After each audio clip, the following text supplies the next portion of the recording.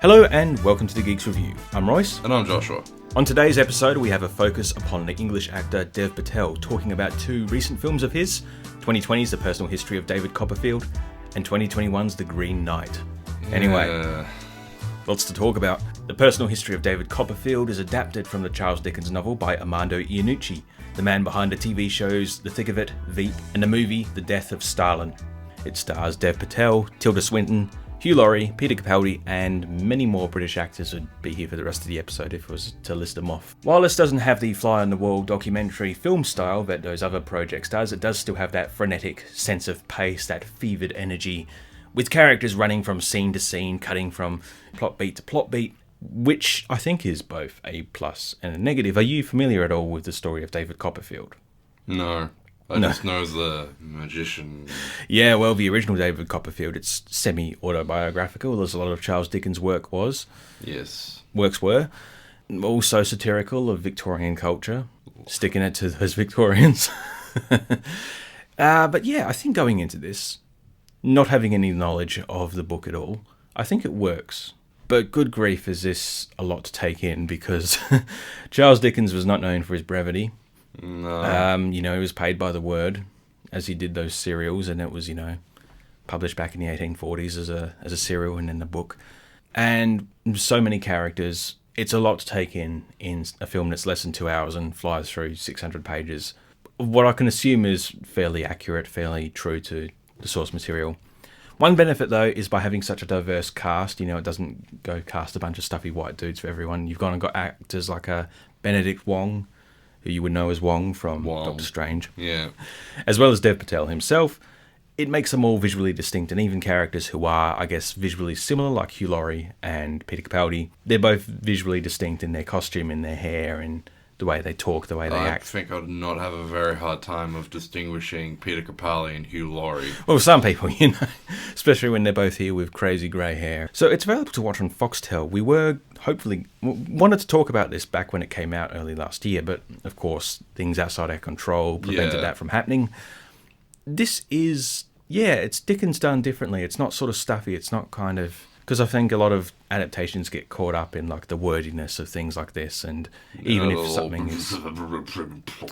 Yeah, I think Dickens was quite a witty writer, and a lot of adaptations lose that, and, try to do something, and this is doing something different in itself, but it's sort of keeping that wit and that fast-paced, and if you do sort of recognise like the tropes of the thick of it, you kind of see those carried across here, like when Hugh Laurie's character stumbles into a room and tries to leave, but gets caught in the politeness and sort of has to stay. Oh, no.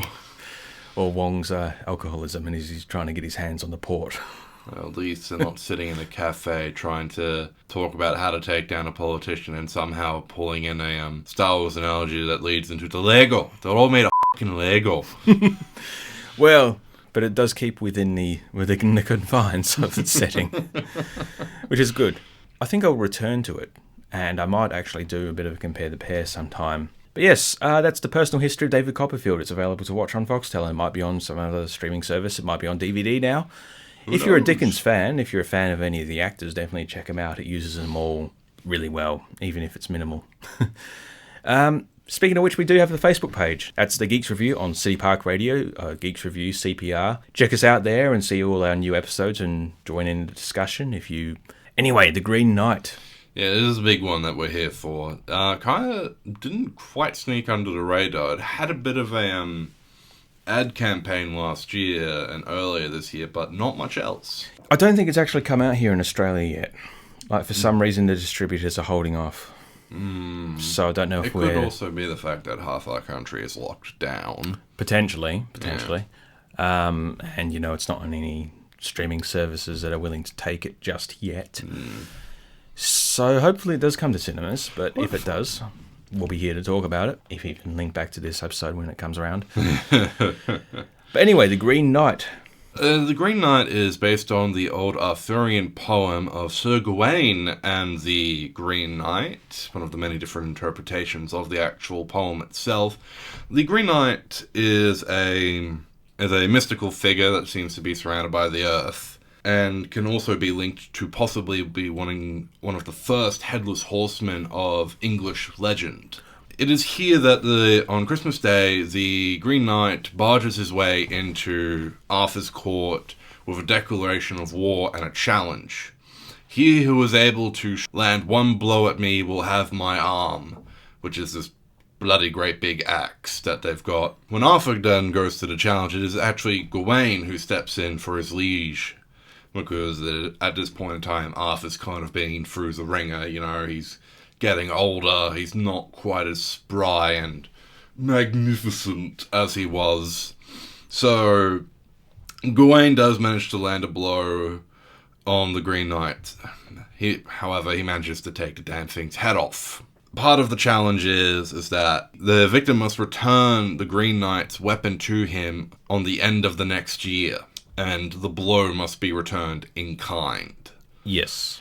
So, a year passes, and Gawain sets off to find the Green Chapel, where the Green Knight says that he sleeps. Yeah. Here, Gawain has his loyalty tested, his chastity tested, his trustworthiness, well, not his trustworthiness, but his trust of other people, and, well, really kind of starts the legend of Gawain. Granted, there is a bit of a difference between the poem and the film, but we will get into that once we've actually talked about it.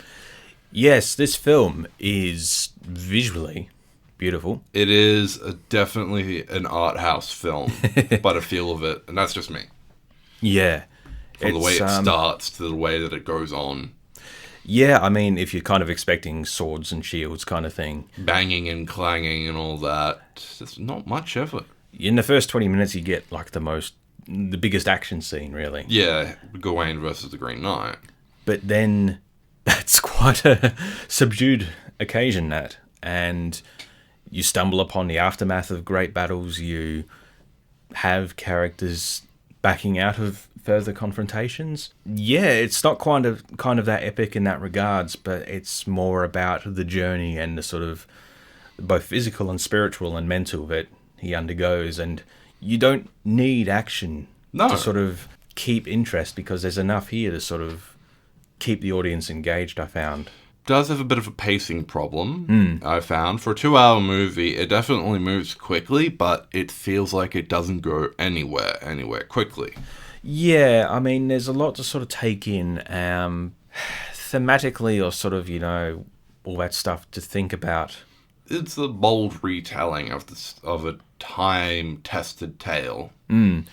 Especially because, based upon what I'm reading here, it's sort of puzzled people for hundreds of years. Even Tolkien was kind of scratching his head about what to make of the character of the Green Knight and the story itself. The Green Knight itself has appeared in many different interpretations across Europe's history, particularly in Arthurian tales. Well, it's actually the first time I've really heard of the character. I mean, I'm not too up to scratch with my Arthurian legend, but it seems everyone's so focused upon the sword and the stone. Well, yeah. Yeah, when the film actually begins, it kind of says, you've heard about that, this is something else. This is not the tale. Yeah. Of the boy who pulled sword from stone, or the man who became king by being bestowed a sword by some watery tart from the lake. No, none of that. It's quite a few years after all that.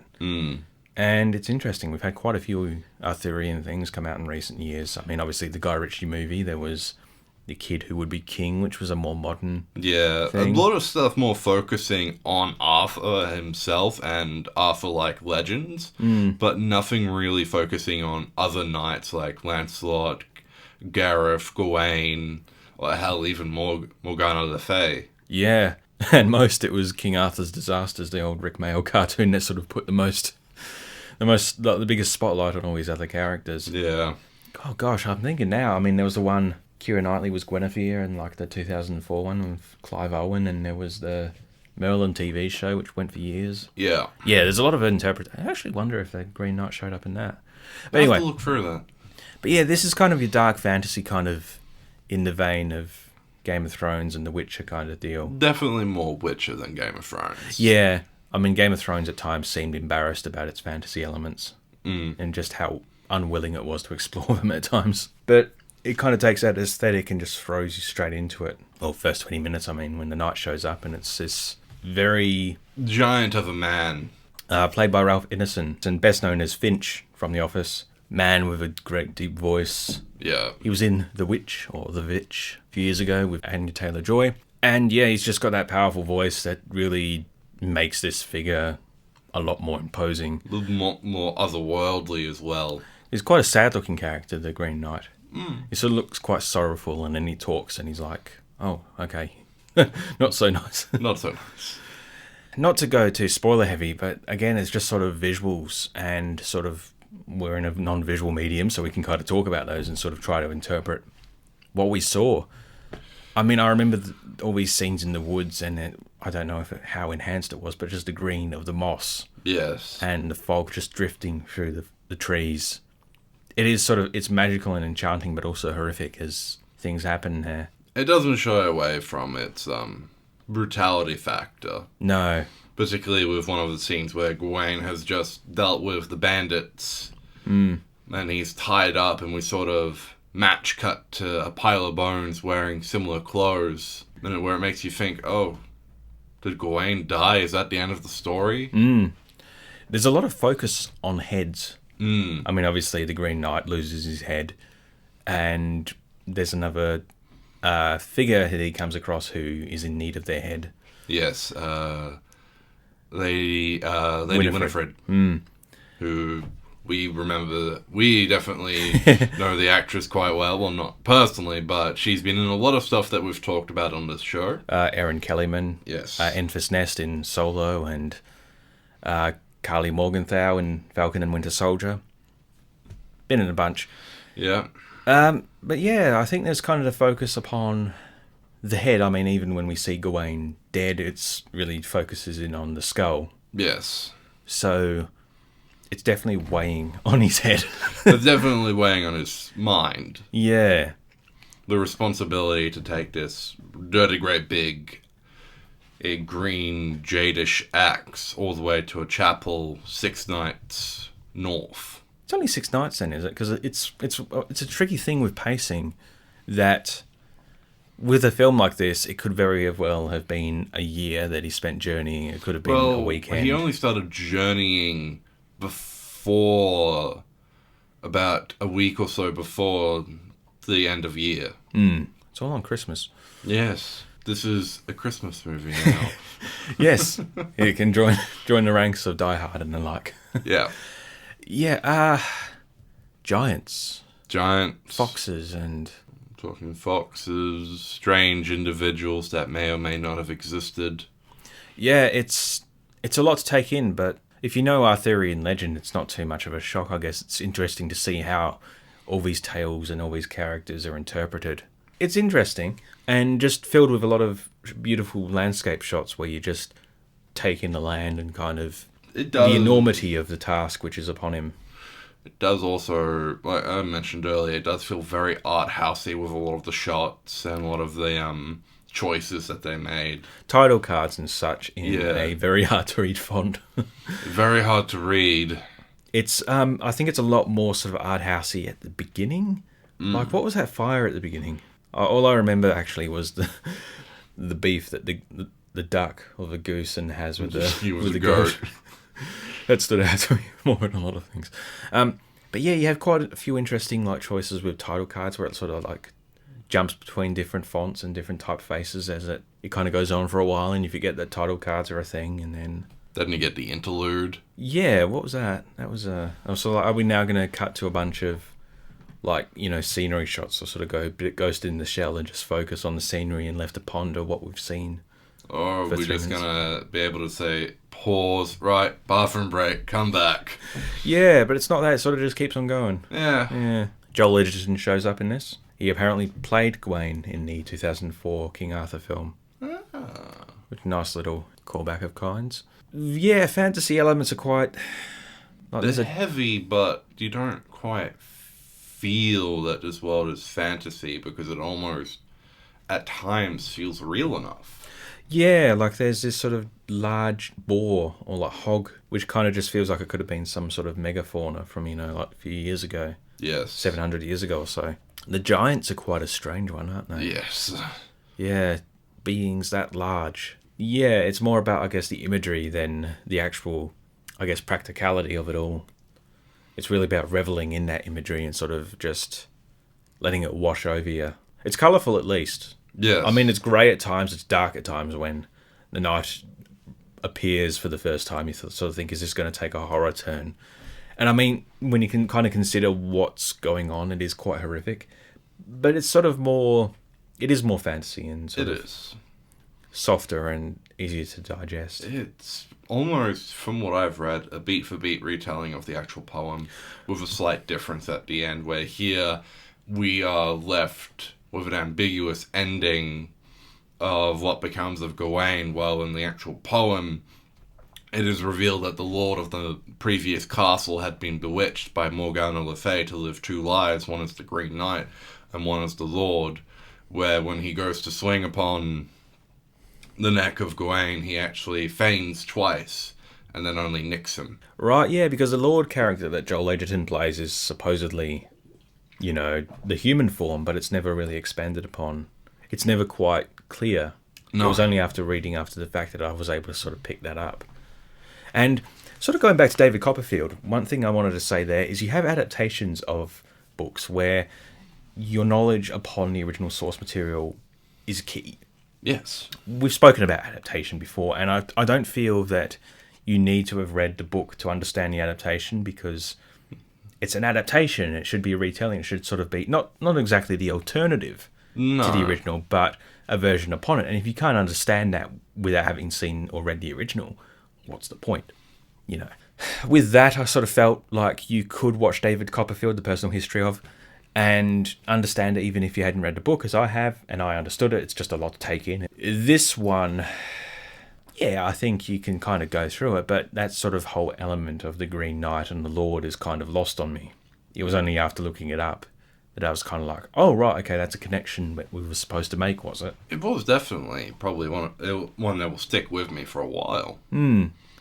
It's good as well that you can have casting of like someone like Dev Patel, who is not the traditional Anglo-Saxon man. At least in many people's heads, doesn't fit that description. But I think it makes it more interesting. It allows more people to play the roles and sort of have a chance of doing these things. And I think that's really good. Well, this is a centuries-old tale. There's a lot of interpretations that can be used. Kind of the Bridgerton sort of thing. Yeah. You know, which I haven't seen yet, but you know, they made choices with that, which was fun and interesting. Actually, with David Copperfield again, going back to that, by doing that, it sort of allows any actor to play those roles, and I did sort of say it added to the legibility of the characters by not just having a bunch of stuffy old white dudes all playing different characters. You can actually hook like a name or to the face and sort of understand that more. But yeah, actually with this film, it doesn't explicitly mention, you know, Guinevere, Arthur, any of these other characters by name. It's only sort of when you get to the round table you realise, oh right, this is Arthurian. This if you is weren't Arthur, to know. That's definitely Merlin. The lady sitting next to Arthur is Guinevere. Yeah. But it doesn't mention the other knights, and it doesn't really mention Arthur and Guinevere and Merlin by name. No. They just call him my lord. Which that's fair. It's fair. And that's one of the main things that people will need to remember going into this, knowing that it is Arthurian, is that not all of the Arthurian tales are about Arthur. Yeah. It's a canon which is not widely explored, and I think it'd be interesting to see more things like this, to sort of see the more obscure tales, or the less known ones at least. Who knows, maybe we'll get a Arthurian revival in the next couple of years, seeing after the, I want to say, mild success of the Guy Ritchie film. I haven't seen it, so... It was visually interesting, as a lot of stuff that he does is. But yeah, it didn't... They sort of wanted to make an MCU, but because it didn't make the money, they just pulled the pin on it immediately. The director of this, David Lowery, he's actually directed the Pete's Dragon live-action Disney film a few years ago. He's actually working on a Peter Pan Disney film, which is kind of interesting, seeing what he brought to this film. Yeah. I wonder how watered down his is going to be, but he's done some visually interesting things, and he actually got the idea to do this when he was playing with action figures from the film Willow in his backyard, the film with Warwick Davis and Val Kilmer, which is getting a reboot or a continuation. Inspiration finds itself in the strangest of places. That it does. To wrap up, I want to talk about a little series which is probably finished by the time this airs. Are you down for some submarine intrigue and Scottish accents? We're not talking about The Hunt for Red October, are we? Unfortunately not, but fortunately we're talking about Vigil, which is a new series which is airing on Foxtel. Three-parter, stars Saran Jones from Dr. Foster and Gentleman Jack. You would know her as Idris, the female TARDIS from Doctor Who. Ah, yes. Martin Compston from Line of Duty is in this. Rose Leslie from Game of Thrones and Downton Abbey, red-haired lass. Yeah. So this begins with a fishing trawler in Scotland being dragged under the waves, seemingly by a submarine. However, it's not the submarine HMS Vigil, but the technician who seemingly hears this take place is dismissed from his post and later found dead from an apparent heroin overdose. So Saran Jones is this investigator who's airlifted onto the boat, as it's not allowed to, obviously it's a nuclear submarine, it's not allowed to sort of abandon its post, it's on call. So she now is essentially trapped on the submarine in the middle of Scottish waters, underwater, investigating this, what might be a murder, while Rose Leslie, who is her partner, who's on the land, sort of investigating the other side of it. It's definitely filled with intrigue and suspense. I believe it's from the writers or creators of Line of Duty. There was a bit of an oversight, I was told, where a character is able to get onto a heavily guarded military base just by walking in, it seems, and there's no real expansion upon that. So, it's not even questioned as to how she got in. It was just sort of like, why are you here? Not how the hell did you get onto this heavily fortified, heavily guarded military base? Just completely glossed over. But yeah, it's going to be a three-parter. I hope it's going to be playing over 3 nights here in Australia. Whether it has remains to be seen, but you can go watch it after the fact if it has. It's, full of tension, and the reveal that whatever dragged that trawler under the water was not the HMS Vigil kind of leaves on a bit of a cliffhanger with episode 1. So, yes, I shall report back if it is of note. But, as of the time of playing, it's already been on and one and done. Anyway, filled with twists and turns. If you went in for Martin Compston, you were sort of sadly... No! But yeah, spoilers, I guess. That's today's episode. We talked about the personal history of David Copperfield, Vigil, and The Green Knight. The Green Knight hasn't come out here in Australia yet, but we'll let you know when it does. And remember, we now have the Facebook page. That's the Geeks Review on City Park Radio. Find us on Facebook. Drop us a message if you have any thoughts about what we said or anything we talked about. Anyway, I'm Royce. And I'm Joshua. See you next time. Bye for now.